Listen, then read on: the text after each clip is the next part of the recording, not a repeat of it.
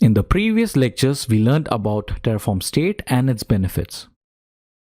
Terraform state is the single source of truth for Terraform to understand what is deployed in the real world.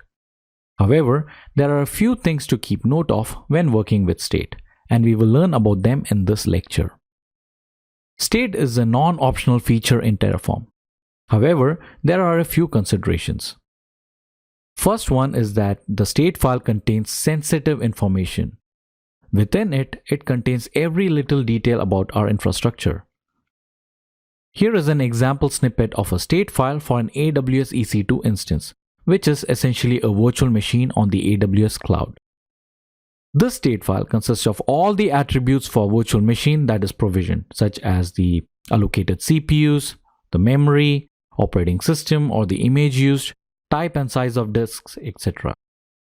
It also stores information such as the IP address allocated to the VM and the SSH key pair used, etc.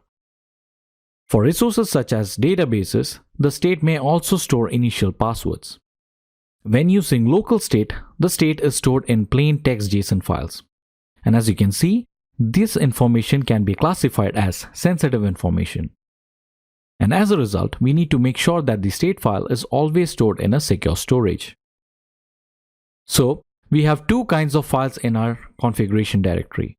The Terraform state file that stores state of the infrastructure and the Terraform configuration files that we use to provision and manage infrastructure. When working as a team, it is considered a best practice to store Terraform configuration files in distributed version control systems such as GitHub, GitLab or Bitbucket.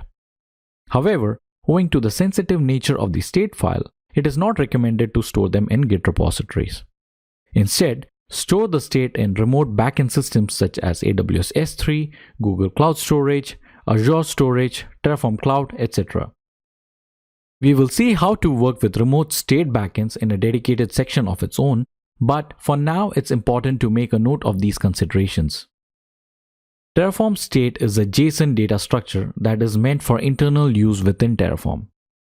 We should never manually attempt to edit the state files ourselves. However, there would be situations where we may want to make changes to the state file, and in such cases, we should rely on Terraform state commands. We will cover these in a later section of the course.